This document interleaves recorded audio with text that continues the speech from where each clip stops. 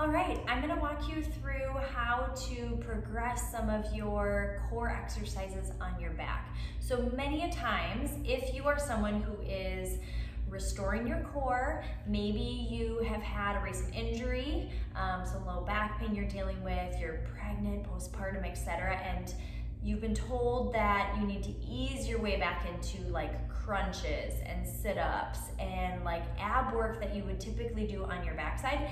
This exercise is going to help you transition appropriately, okay? So there's many strategies, and this one I like to call TA tabletop supported pelvis, okay? So basically, I'm going to show you two different versions.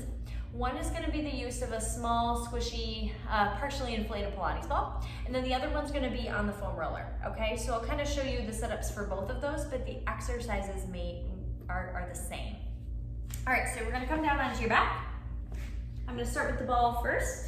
So just kind of settle into this space. You're going to bridge your hips way up, enough that you can get that ball right underneath your low back and sacral area. Okay, so if the ball is riding too high up onto that low back space, if it's like really up into the arch, you notice how my hips are kind of pointed downward and I'm really arched over the ball? That means that the ball is too high, okay? So I want you to really make sure that the ball is supporting you in the direction that it's lifting your hips up towards the sky, okay? So booty's up in the air. Now from here, what I want you to do is really kind of think about hugging your belly in. As soon as you start to lift a leg, the tendency is for your abdominals to lift up and your back to arch away from the ball. Do you see how I just did that? Okay, so instead of doing that, I'm gonna pull my belly in. There's that transverse abdominis. Okay, so part of the core, it's hugging in,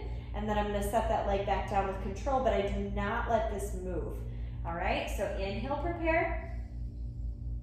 Exhale, draw the belly down and in. I keep pulling my belly down as I lift my legs. So nothing changed as far as my back posture and my belly posture, other than I engaged my deep core. Inhale at the bottom with both feet down. Exhale, draw the belly button to spine. Start to flow the left leg up.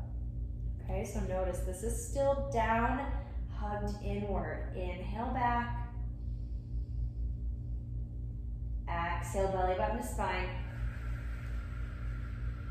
Now, if you want to make this harder, those were single leg marches.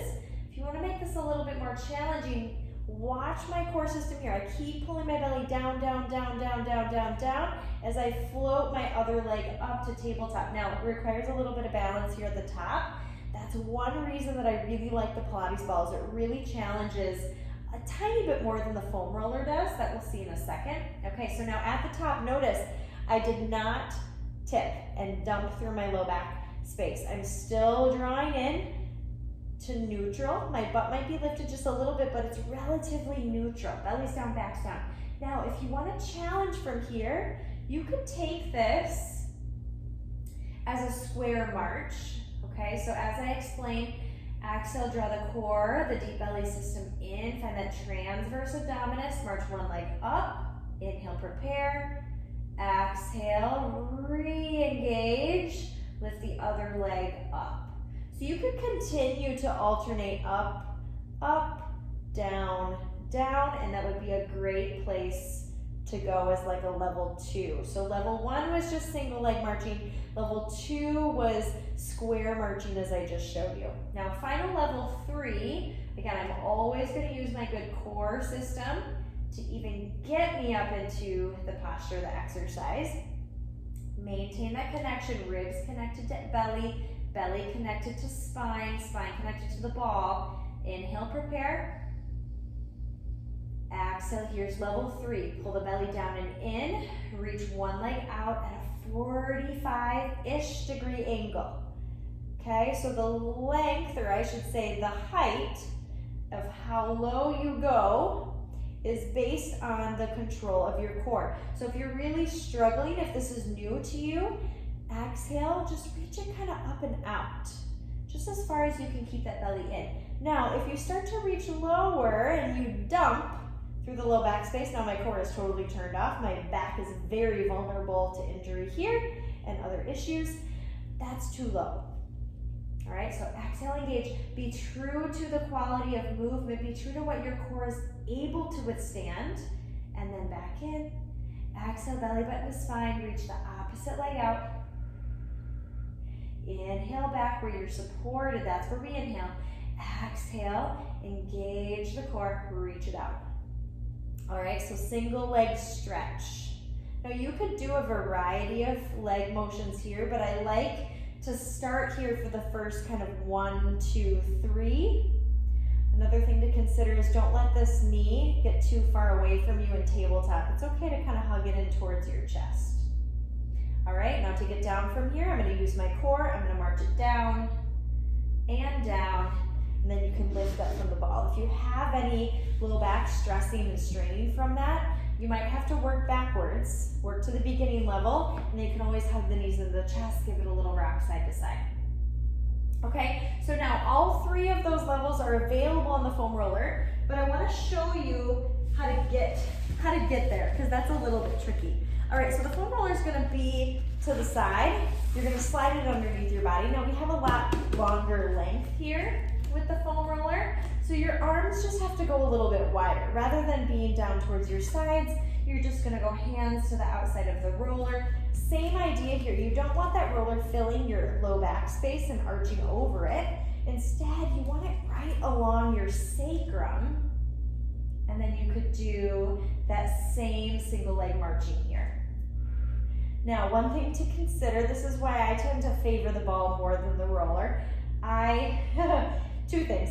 I have really short legs, so it's actually very hard for me, because this roller's pretty big, and I have petite legs, to reach the roller without arching.